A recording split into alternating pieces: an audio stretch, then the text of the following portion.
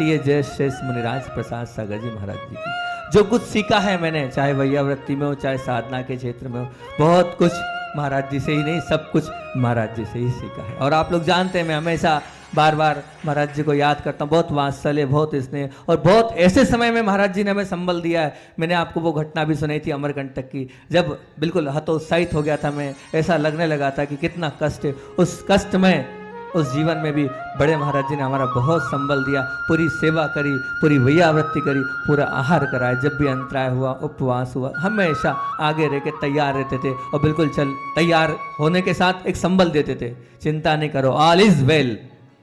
क्या डाल है कि महाराज जी का, ऑल इज वेल। और फिर उसके बाद जब अंतराय आते थे, घबराहट होती थी, तो बोले दीर्घ सांस लो। एक ही उदाहरण, दीर्घ सांस लो, घबराओ नहीं है। बहुत अच्छे से इस प्रकार से शुरू से एक जैसे बच्चे को लेके चलते हैं, ऐसे पूज्य महाराज जी ने हमारे लिए हमेशा सहयोग प्रदान किया, हमेशा प्रोत्साहन दिया और आगे बढ़ाते गए। जब बात आई थी वैयावृत्ति की, तो पूज्य महाराज जी ने ही उंगली पकड़ के कहा, अब तुम चिंता नहीं करो, तुम्हें आयुर्वेद में आगे बढ़ना है। और जो बहुत बड़े वैद्य थे महावीर जी बिलाला, उनसे पढ़ने की इच्छा थी।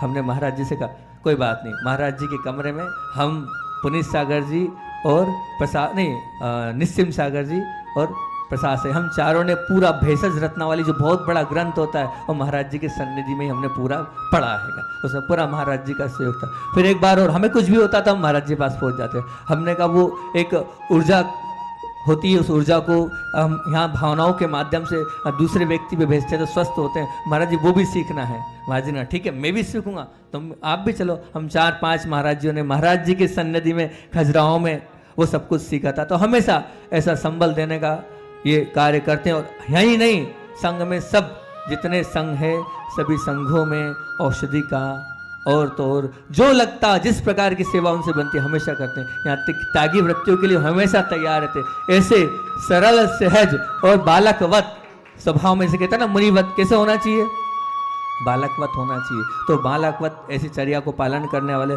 पूज्य प्रसाद सागर जी महाराज जी है। वैयावृत्ति में तो अग्नि है ही है, और भी अनेक खासियतें इनकी। जितने भी आयुर्वेद शिविर चल रहे हैं ना, ये आयुर्वेद शिविर जी के कौन है प्रणेता, पूज्य प्रसाद सागर जी महाराज जी।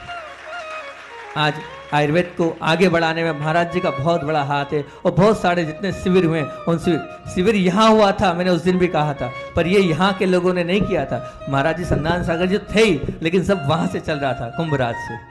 पूरा शिविर वहां से, पूरी औषधि, पूरा सब कुछ मेंटेनेंस कौन कर रहा था, वहां से प्रसाद सागर जी करे। ऐसे हमेशा सहयोग में अग्रणी रहते हैं, ऐसे हमेशा आगे बढ़ाने वाले पूज्य प्रसाद सागर जी महाराज जी।